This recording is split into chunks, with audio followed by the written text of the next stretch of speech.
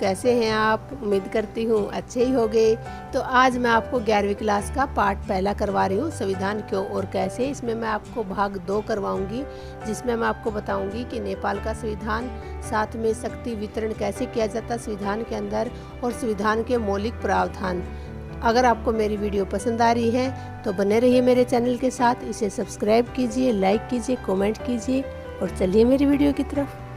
तो आज हम करवाते हैं क्लास 11वीं का चैप्टर फर्स्ट, और इसका जो है पार्ट दूसरा करवा रहे हैं। जिसने पार्ट 1 नहीं देखा वो जो है लिंक पे जाके देख सकते हैं। इसमें है संविधान क्यों और कैसे। तो आज मैं बताऊंगी कि नेपाल में संविधान क्यों और कैसे बना। देखिए, नेपाल में 5 बार संविधान बना, 1948, 1951, 1959, 1962 और 1990। और ये 500 बार किसने बनाया? नेपाल के राजा ने बनाया। ठीक है। 90 में जो लास्ट बार जो संविधान बना, 90 के अंदर संविधान द्वारा बहुदलीय लोकतंत्र की शुरुआत की गई, परंतु अनेक क्षेत्रों में नरेश के पास अंतिम शक्तियां बनी रही। बहुदलीय लोकतंत्र क्या होता है? जहाँ पे बहुत सारे दल होते हैं, और लोकतंत्र यानी जनता का शासन। तो ऐसा संविधान के अंदर क्या हुआ 90 में कि एक ऐसे संविधान की संरचना की गई जहाँ पे बहुत सारे दल हो और जनता का शासन हो। लेकिन लोकतंत्र स्थापित होने के बाद भी बहुत सारी शक्तियाँ जो है वो किसके पास बनी रही? वो नरेश मतलब राजा के पास बनी रही। ठीक है। उसके बाद क्या हुआ कि आंदोलन चले ताकि राजा की शक्तियों को कम किया जा सके। क्यों कम किया जा सके? कि मेन जो शक्तियाँ थी वो राजा के पास ही थी, तो फिर उनका फ़ायदा क्या? फिर तो राजा के पास ही ताकत रहेगी, तो वही ख़त्म करने के लिए आंदोलन चले। ठीक है। अक्टूबर 2002 के अंदर क्या हुआ कि राजा ने सारी शक्तियों को अपने हाथ में ले लिया। फिर लोकतंत्र की स्थापना के लिए आंदोलन होने लगे। अब इन आंदोलनों से क्या हुआ? राजा परेशान हो गया और उसने गुस्से में आके अक्टूबर 2002 में क्या किया? पूरी जितनी भी शक्तियाँ थी, यहाँ तो अंतिम शक्तियाँ थी, कुछ शक्तियाँ थी, उसने क्या किया? सारी शक्तियों को अपने हाथों में ले लिया। लेकिन लोग फिर रुके नहीं। लोगों के अंदर क्या हुआ कि एक नए जोश के साथ उन्होंने फिर लोकतंत्र की स्थापना के लिए आंदोलन करने शुरू कर दिए। अब उनका साथ कौन दे रहा था? ये 1994 में बनी थी नेपाली कम्युनिस्ट पार्टी, जो माओवादी थी, वो इस आंदोलन में जो है जनता का साथ दे रही थी, उनका नेतृत्व कर रही थी। राजा को लोगों द्वारा पसंद सरकार बनानी पड़ी। लास्ट में राजा जो है आंदोलन से परेशान हो गया और उसे क्या करना पड़ा? लोगों के द्वारा जो पसंद आए वो सरकार बनानी पड़ी। फिर 2008 में इस सरकार ने राजा के सारे अधिकार छीन लिए। अब लोगों की पसंद की क्या बन गई? सरकार बन गई। तो सरकार ने क्या किया? मेन मकसद ये था लोकतंत्र की सरकार का कि राजा के जो अधिकार वो समाप्त किए जाए। तो 2008 में राजा के सारे अधिकार छीन लिए गए। और फिर नेपाल के अंदर 2015 में नए संविधान की संरचना हुई, नया संविधान बनाया गया। उसके बाद आते हैं आपके कि संविधान के अंदर जो मौलिक प्रावधान है वो क्या क्या है। सबसे पहला जो मौलिक है, मौलिक क्या होता है बेटा? बेस होता है, आधार होता है। ठीक है। तो संविधान के आधार क्या क्या हैं? पहला है, संविधान स्वयं से न्याय के आदर्श स्वरूप की स्थापना नहीं करता, लेकिन बुनियादी न्याय को प्राप्त करने के लिए ढांचा प्रदान करता है। ये क्या कहता है कि संविधान स्वयं न्याय नहीं करता, वो क्या करता है? एक ढांचा तैयार करता है, बुनियादी ढांचा तैयार करता है जिससे लोगों को न्याय प्राप्त हो सके। मतलब स्वयं नहीं करता, लेकिन एक जो है ढांचा का क्या मतलब है कि वो आधार दे देता है कि ऐसे न्याय होगा। दूसरा है, लोगों को विश्वास दिलाना कि उनकी पहचान नहीं दबाई जाएगी।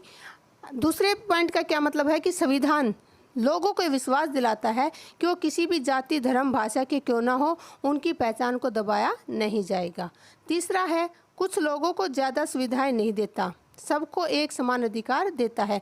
कई जगह क्या होता है कि कुछ जो लोग होते हैं, अमीर होते हैं या राजा के वंशज होते हैं, उनको कुछ स्पेशल विशेष अधिकार दिए जाते हैं, लेकिन संविधान किसी को विशेष अधिकार नहीं देता। उसकी नज़र में सभी भाषा, जाति, रंग के जो भी व्यक्ति हैं उन सबको बराबर के अधिकार दिए जाते हैं।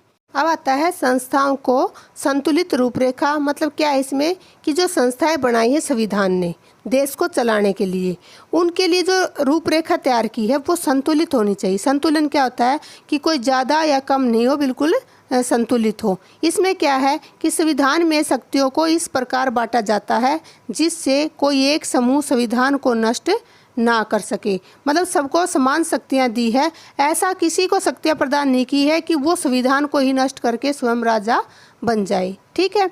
दूसरा क्या है, भारतीय संविधान शक्तियाँ कई संस्थाओं में बांटता है। कौन कौन सी संस्थाओं में? विधानपालिका, कार्यपालिका और न्यायपालिका। इसमें क्या है, ये तीनों जो है स्वतंत्र नहीं है, ये तीनों एक दूसरे पे डिपेंड करती हैं। ये इससे जुड़ी हुई है और ये इससे जुड़ी हुई है। तो इस वजह से जो है कोई एक जो है दूसरों पे अपना अधिकार नहीं जमा सकती, उन्हें समाप्त नहीं कर सकती। ठीक है। तो इसलिए ये शक्तियाँ जो हैं संस्थाओं में बटी हुई हैं। तीसरा है निर्वाचन आयोग, संवैधानिक स्वतंत्र निकाय। एक जो निर्वाचन आयोग है, निर्वाचन आयोग कौन सा होता है? जिसमें चुनाव होते हैं। ठीक है। चाहे वो लोकसभा के, राज्यसभा के, किसी के हों, तो इस आयोग के द्वारा ये चुनाव करवाए जाते हैं। ये क्या है कि इसमें ये संविधान ने स्वतंत्र निकाय बनाया है ताकि वो स्वतंत्र होकर चुनाव कर सके। मतलब ये नहीं है कि भाई प्रधानमंत्री या मुख्यमंत्री किसी के अधीन है, ये किसी के अधीन नहीं है, ये स्वतंत्र है और समयानुसार चुनाव करवाता है। उसके बाद ये कहता है अवरोध और संतुलन के कुशल प्रयोग ने भारतीय संविधान की सफलता सुनिश्चित की है। अवरोध क्या है कि ये नहीं है कि भाई, अवरोध क्या होता है बेटा? बाधा। और संतुलन क्या है? आपको पता ही है, बराबर रखना। तो इन दोनों चीज़ों को, मतलब बाधा भी आती हैं तो उनको संतुलित करके एक अच्छे प्रयोग के माध्यम से भारतीय संविधान को एक सफल संविधान बनाना सुनिश्चित किया हुआ है।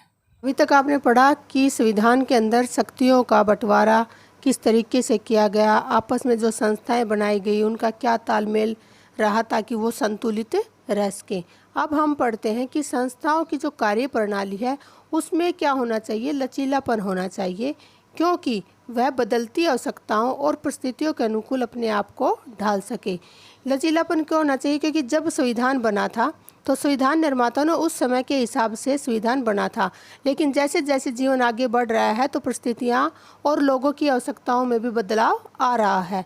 तो ये जो है लचीलापन इसलिए ताकि उनको बदल सके संविधान के अंदर, और वो कार्यप्रणाली ऐसी हो जो आज के लोगों की आवश्यकताओं और परिस्थितियों के अनुकूल हो। ठीक है। संविधान कैसा होना चाहिए? संविधान ना ज़्यादा कठोर हो और ना ज़्यादा लचीला हो। ज़्यादा कठोर होगा तो क्या होगा? जो परिवर्तन समाज के अंदर आए हैं वो परिवर्तन के दबाव में नष्ट हो जाता है। परिवर्तन होंगे, लचीला वो होगा नहीं, कठोर होगा, और वो परिवर्तन आज के समाज के अनुकूल होंगे नहीं।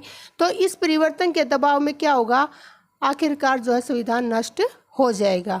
और अगर वो ज़्यादा लचीला होगा तो क्या होगा? कोई भी जो है बार बार उन धाराओं को, उन अनुच्छेदों को बदलता रहेगा, और इससे जो लोगों की सुरक्षा है, जो पहचान है, वो क्या है? वो समाप्त हो जाएगी। वो सुरक्षा और पहचान संविधान लोगों को नहीं दे पाएगा। इसके साथ ही संविधान प्रमुख मूल्यों की रक्षा करे और नई परिस्थितियों में ढालने के काबिल हो। जो मूल्य हैं, नैतिक मूल्य लगा लो, राजनीतिक मूल्य लगा लो, आर्थिक मूल्य, मतलब जो भी मूल्य हैं उनकी जो है संविधान रक्षा करे, और साथ में जो नई नई परिस्थितियाँ आ रही है समाज के अनुसार उनमें अपने आप को ढालने के काबिल हो। अब एक क्वेश्चन ये आता है कई बार कि संविधान एक जीवंत दस्तावेज कैसे कह सकते हैं? संविधान एक जीवन दस्तावेज किसे कहते हैं? ऐसी कई चीज़ें जो है क्वेश्चन पूछ लिया जाता है। तो संविधान के 9वें अध्याय में संविधान को जीवंत दस्तावेज की संज्ञा दी गई। जीवंत क्या होता है? जीवित। ठीक है। अपने प्रावधानों में, अपने मतलब संविधान के जो प्रावधान हैं उनमें परिवर्तन की संभावना, परिवर्तन तो होता ही है समाज के अनुसार, तो उसमें परिवर्तन की संभावना और एक हद तक ठोस रूप से संतुलन बैठाकर, मतलब जो पहले का संविधान है, परिस्थितियां हैं, और आज जो परिवर्तन हो रहे हैं या परिवर्तन होने की जो संभावनाएं हैं, उन्हें एक हद तक ठोस रूप से संतुलन बैठाकर संविधान सुनिश्चित करता है। मतलब संविधान ये सुनिश्चित करता है कि वह दीर्घायु होगा। दीर्घायु मतलब लंबी उम्र का होगा। पता ही आपको कब से संविधान बना था और कब तक चला जा रहा है, और आगे भी यही चलेगा, और जनता का आदर प्राप्त करेगा। और हम आज भी उस संविधान को जो है सम्मान देते हैं, आदर करते हैं। उससे क्या? क्योंकि वो आज के समय के अनुसार भी वैसा ही है। तो ये है संविधान के बारे में। अगली जो वीडियो है उसमें हम पढ़ेंगे संविधान कैसे बना। लेकिन संविधान कैसे बना उससे पहले मैं आपको एक क्वेश्चन और करवाऊंगी कि इसमें एक क्वेश्चन आ जाता है कि जो हिंसा हुई, आपको पता ही है कि भारत और पाकिस्तान का विभाजन हुआ था और उसमें काफ़ी हिंसा हुई थी। तो जो हिंसा हुई, तो जो संविधान बनाने वाले थे उन्होंने उस हिंसा से क्या सीखा? ठीक है। भारतीय संविधान ने नागरिकता की एक नई अवधारणा प्रस्तुत की। अल्पसंख्यक न केवल सुरक्षित होंगे बल्कि धार्मिक पहचान का नागरिक अधिकारों पर कोई प्रभाव नहीं पड़ेगा। उन्होंने क्या किया कि एक नागरिकता की नई अवधारणा मतलब क्या होता है कि जैसे देश है, आपको पता विभाजन किस बात पे हुआ था, हिंदू मुस्लिम की जो लड़ाई थी, ठीक है, लेकिन फिर भी भारतीय संविधान, भारत के अंदर आप सबको पता है हिंदू थे, मुसलमान कहाँ चले गए थे, पाकिस्तान में, लेकिन काफ़ी मुसलमान भी जो भारत में रह गए थे उनको भी नागरिकता दी भारतीय संविधान ने। और ये एक नई अवधारणा थी क्योंकि दूसरे धर्म के आधार पर जब विभाजन हुआ और उन्हीं को वो नागरिकता दे रहे हैं तो उनकी संख्या कैसी थी, अल्पसंख्यक। अल्प क्या होता है, कम, और संख्यक होता है संख्या, तो उनकी संख्या रहेगी कम। उनको क्या है कि न केवल सुरक्षित होंगे, कि उनको एक तो सुरक्षा प्रदान की गई, कहा गया कि वो न केवल सुरक्षित होंगे बल्कि उनकी जो धर्म है, जो मुस्लिम समुदाय है उनका जो धर्म है, उनकी जो पहचान है, धर्म की जो पहचान है, उस नागरिक अधिकारों पर कोई प्रभाव नहीं पड़ेगा। जो नागरिक अधिकार भारतीयों, हिंदुओं या अन्य को मिला वही जो है, जो कम संख्या में धार्मिक लोग थे, चाहे वो मुसलमान थे, जैनी थे, बुद्ध थे, जो भी थे, उन सभी को भी वही अधिकार मिलेंगे जो भारतीय संविधान ने अपने नागरिकों को प्रदान किए थे। थैंक यू मेरी वीडियो देखने के लिए। अगर आपको मेरी वीडियो पसंद आ रही है तो बने रहिए मेरे चैनल के साथ, इसे लाइक कीजिए, सब्सक्राइब कीजिए, कमेंट कीजिए। मिलते हैं अगली वीडियो में। Bye bye, take care.